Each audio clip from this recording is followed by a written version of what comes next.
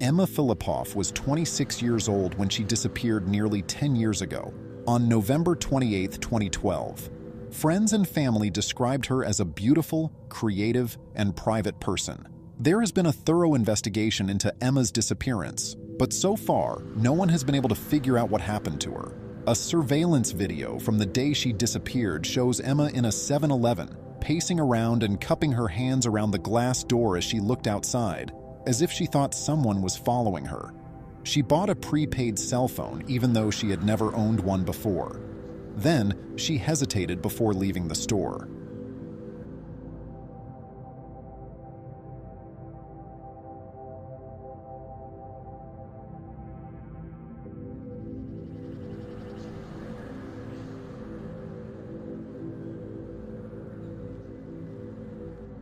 The cell phone Emma purchased was never activated. A little later, she got into a taxi and asked the driver to take her to the airport. She had to get out of the taxi because she didn't have enough money for the fare. Emma was last seen between 7:30 p.m. and 8:30 p.m., acting strangely in front of the Empress Hotel. A witness saw her at a crosswalk, looking confused and refusing to cross the street. He asked if she was okay, and if she thought someone was following her because she seemed paranoid. Emma said she was fine. Unsure of what to do, the witness called the police. When they arrived, they found her without shoes. They questioned her for 45 minutes and then left. The next morning, investigators found her vehicle parked at the Chateau Victoria parking lot with all her belongings inside, including her laptop, books, passport, and library card. They also found a CCTV clip from a local YMCA taken 5 days before she went missing. In the clip, Emma walked in and out through the door 6 times, peering out through the glass.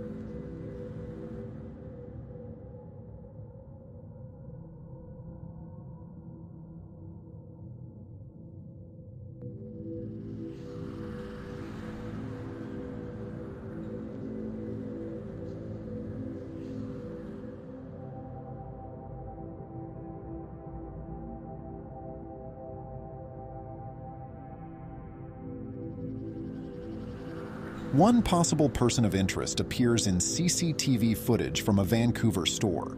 The 2014 surveillance video shows a man in a Gastown clothing store holding a purple poster in his right hand. The store owner reported that the man was irritated and claimed Emma was his girlfriend and that she wanted to be left alone. The police have not yet been able to identify him.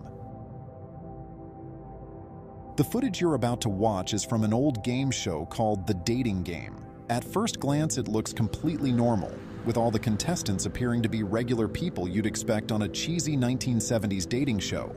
However, one person on the stage was not who he seemed. It was later discovered that this episode was filmed during a gruesome killing spree. The winner of the episode was Rodney Alcala, a serial killer who victimized up to 130 women. This was part of that episode. Well, let's see. Bachelor number 1 is a successful photographer who got his start when his father found him in the dark room at the age of 13, fully developed. Between takes, he might find him skydiving or motorcycling. Please welcome Rodney Alcala. Rod, welcome. He was introduced as Bachelor number 1, a successful photographer who enjoyed skydiving and motorcycling in his spare time. A Bachelor number 1. I am serving you for dinner.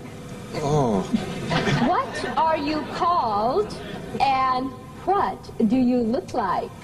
I'm called the banana, and I look really good. Can you be a little more descriptive? Peel me.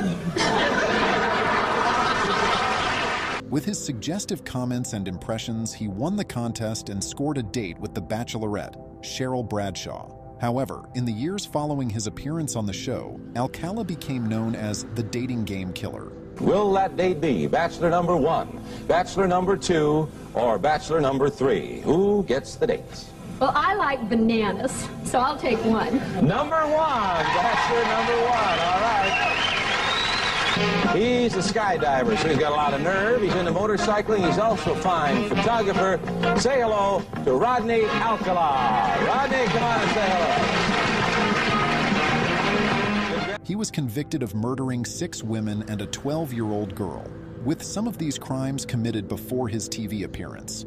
Investigators estimate his victims could number as many as 130. Alcala died at age 77 while on death row.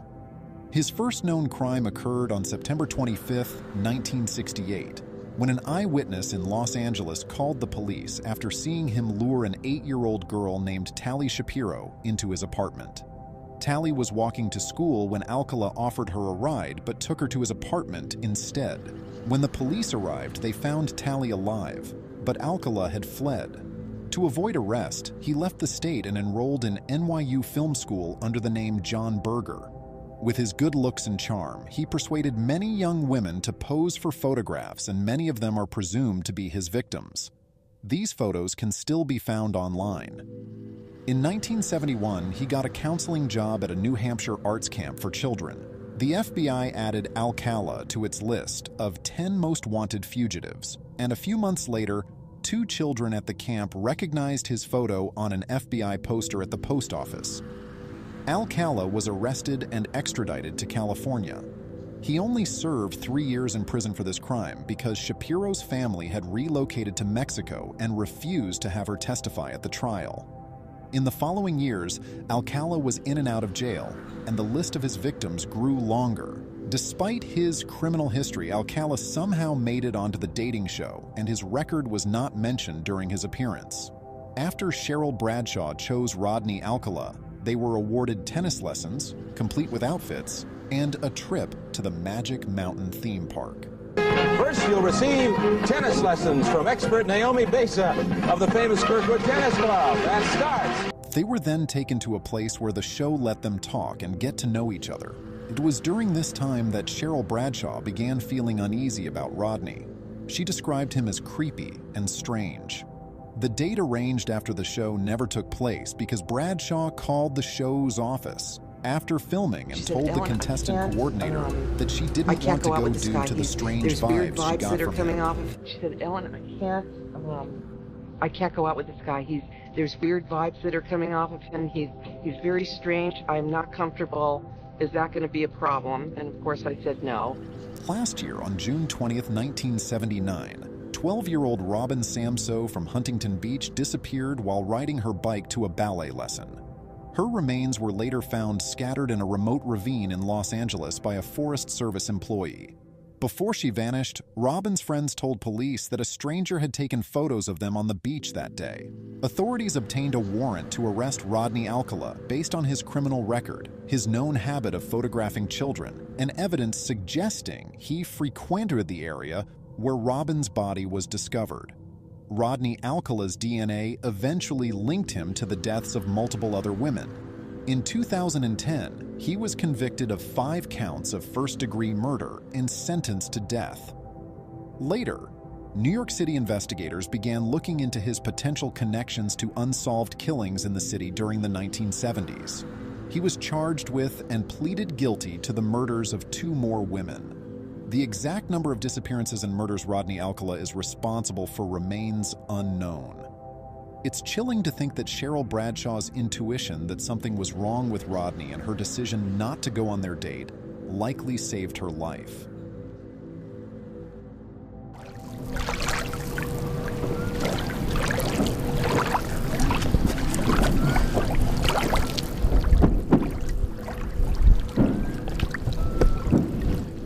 This story is about a Reddit user named BingBongQQ34, but we'll call him Tom.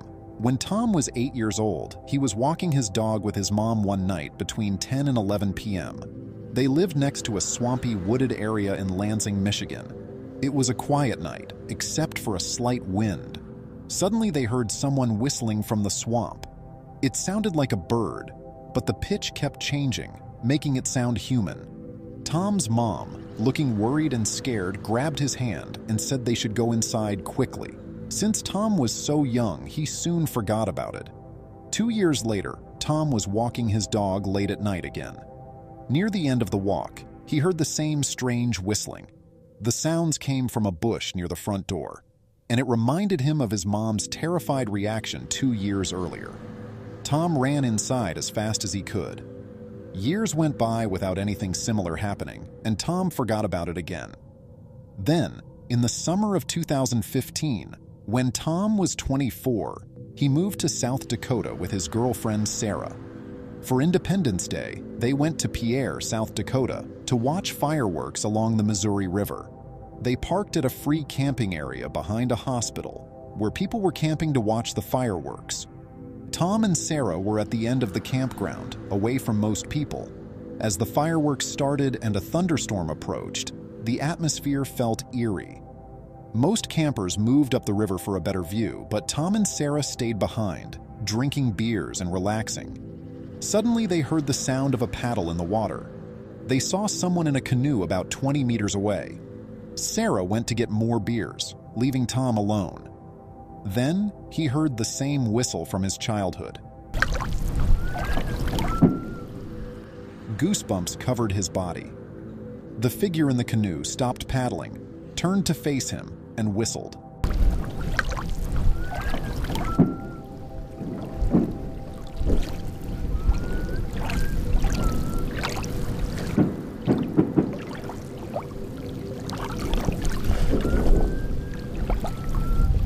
You whistling? Is it you?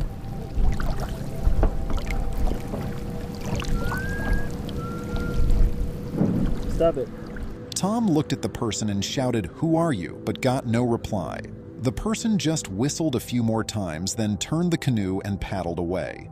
As the canoe was nearly out of sight, Tom grabbed his camera and took a picture of them whistling as they paddled off. When Sarah came back with the beers, she was confused about why Tom was so freaked out. When he explained, Sarah was also very unnerved. Tom felt like they were being followed and watched, and that they might be in danger, especially if the same person had been following him for 14 years all the way to South Dakota. This raised some big questions. Was it just a coincidence? Why was it always the same whistling noise? And if it wasn't a coincidence, who was this person? Why did they follow Tom? And where did they go? To this day, there are no conclusive answers, and these questions remain unanswered.